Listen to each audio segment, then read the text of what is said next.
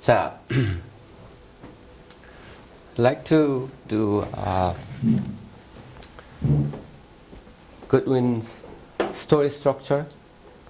This is a pretty useful structure.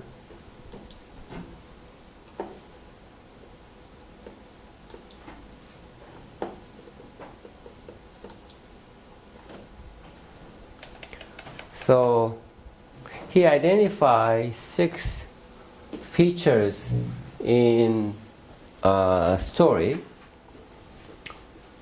Story prefaces, story solaces, preliminary to the story, parenthesis, story climax, and story appreciation.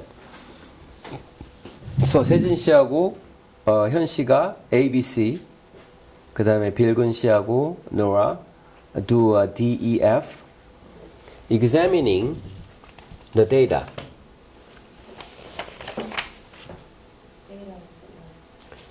Goodwin's data. 몇 페이지에 있죠, 그게?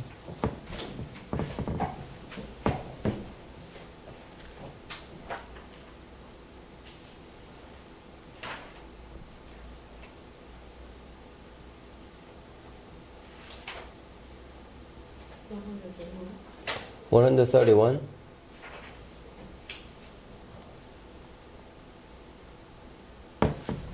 Okay, so you identify what story preface is, and then point out story preface in the data. 간단해요. This is the data, right?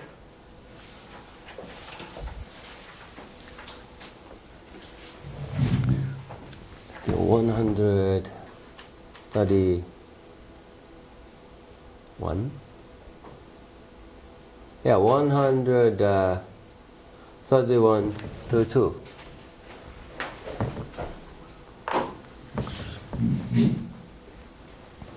It won't be too difficult.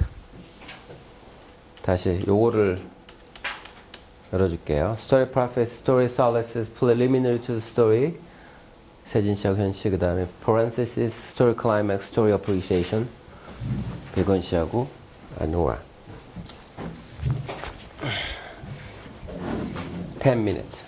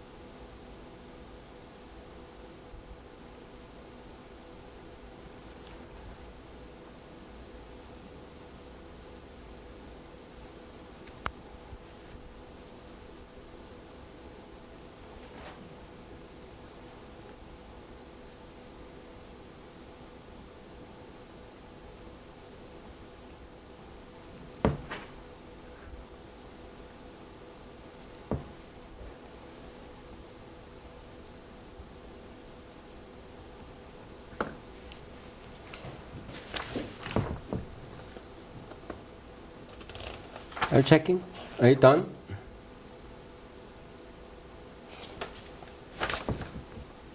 A few more minutes.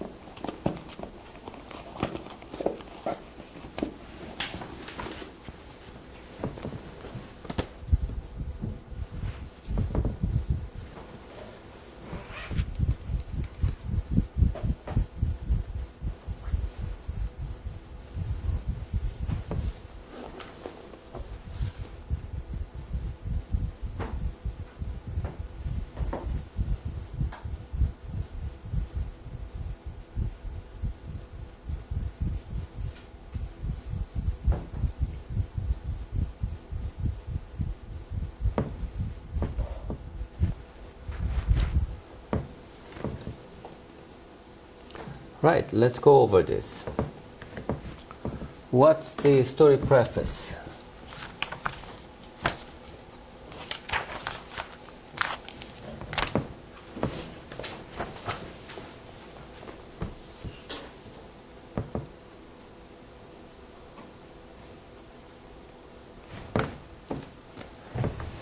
What's the story preface?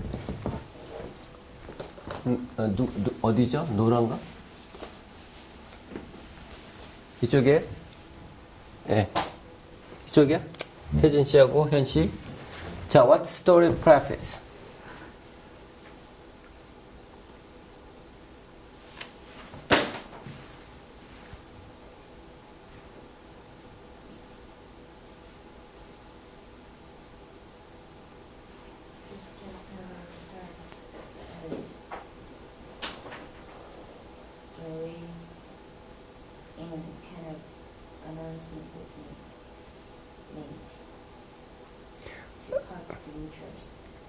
Okay, so it's not story itself, right? It's not story itself. It may be characterizing what's coming. Okay, So it says, as a work as an announcement that the speaker has a story to tell. So what other functions does story preface has in conversation?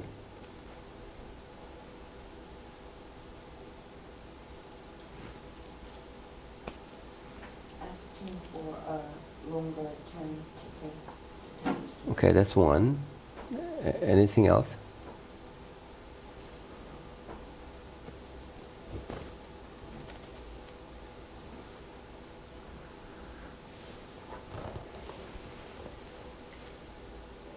And he says here, page 131, used to discover if there's any interest among potential story recipients in hearing the story.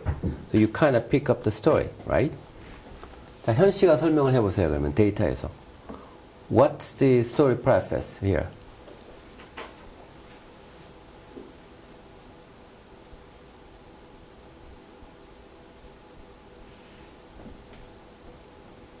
What line?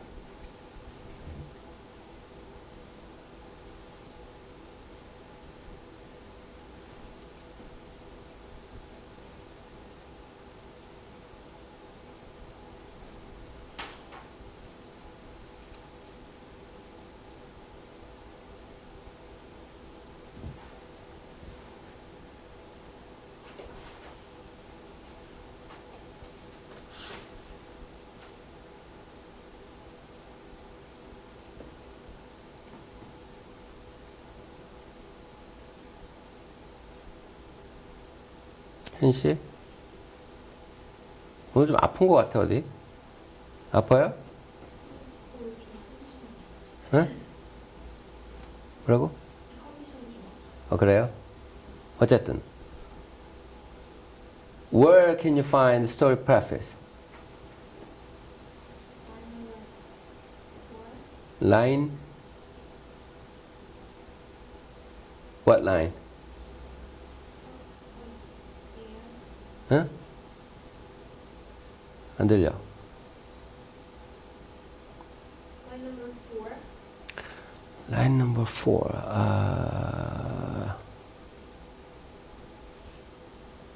Let's go back to page 132.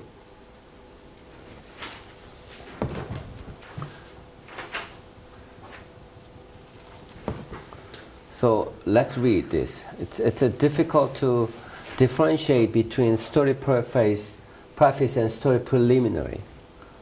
So 거기 좀 읽어주세요. 컨디션 안 좋다고 하니까 세진 씨가 좀 읽어주세요. Story preface in lines 1 and 2 and produces what good when 1984 carries a story preface. Preface, okay. Preface. This is like a header that introduces some information about a story that could be told in order to gauge the interest level of the audience in hearing the story, and uses a comical way of suggesting that their weekend was stressful. Well, real clear, we could use a little marijuana to get through the weekend. Okay. This preface sets the hearers up for a story to come and allows co-interruptants to express or withhold interest in hearing the story. Okay.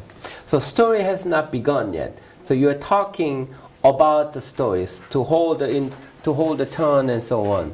So there's other functions to pick up the interest or to secure the tone. So did you hear about this thing?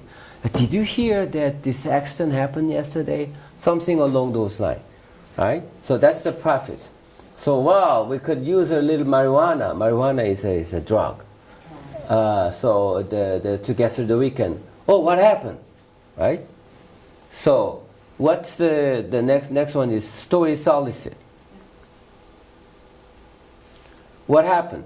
So respondent says, hey, tell her the story about what happened last night. That kind of things is soliciting the respondent. So story solicit is simple. And B is line 3. What about preliminaries to the story? Okay. 자, 현 씨가 거기 좀 읽어주세요. Preliminary to the story.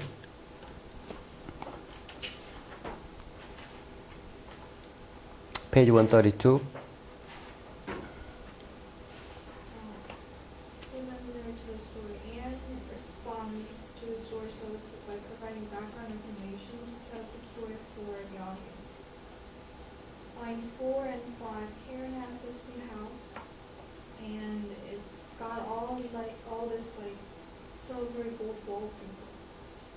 This is background information necessary for the audience to understand the story to come. Right.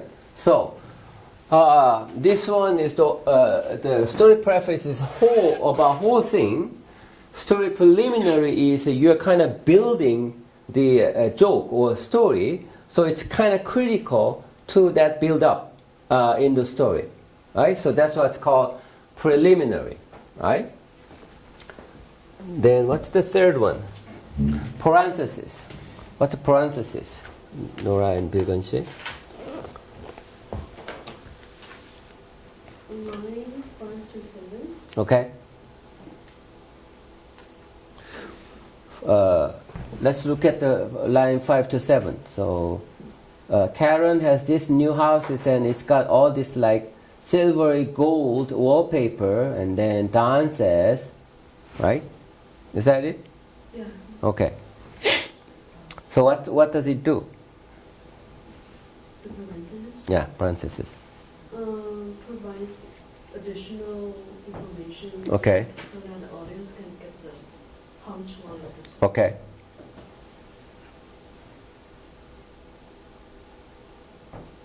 And here, after preliminary information, and continues with the story saying, Don says, however, instead of telling us what Don says, Anne switches back to providing detail to set up the story. So she is almost say the joke, right? Then she kind of stops. You know, this is the first time we've seen this house and so on, right? So you almost about to say this the joke, but then like, you have to kind of set this up to make the effect better. So this is the first time we've seen this, and $50,000 in Cherry Hill, right? And Don says, and you have this climax. So story climax is what? What line? You can see what is the climax here? This is a punchline of the story. Okay. Line 10 to 11. Okay. So did they make you take this wallpaper? So the wallpaper must be terrible, right? And then start laughing, right? Then the last one, story appreciation. So let's read that part. Nora, can you read that part? Story appreciation. Story appreciation. The story appreciates the work audience members do to communicate their response to the story. Mhm. Story appreciation can consist of a number of different types of actions. For example, laughter or comments or questions about a story, and can be either effective or either positive or negative. Except one of the story appreciation consists largely of laughter.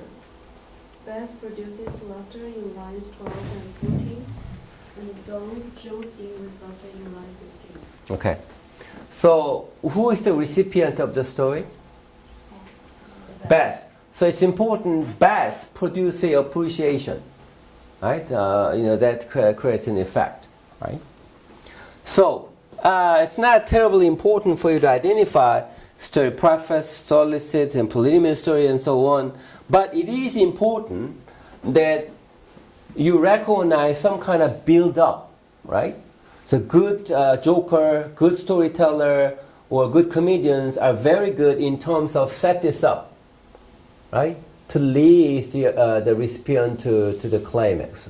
So see that structure, how the story is set up, and then produce leads to the climax would be the key point.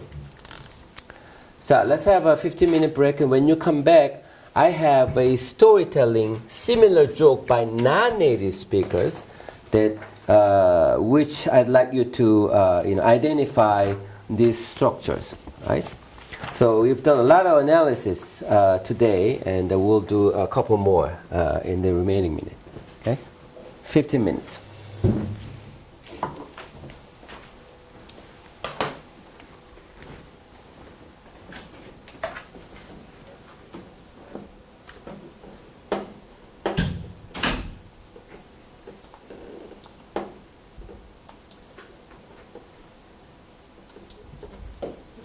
Yeah.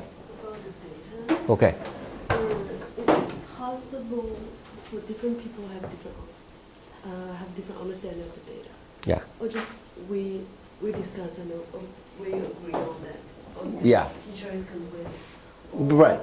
But then in that particular case, there are 4 or 5 evidence that that makes us think that teacher treats it as a complaint.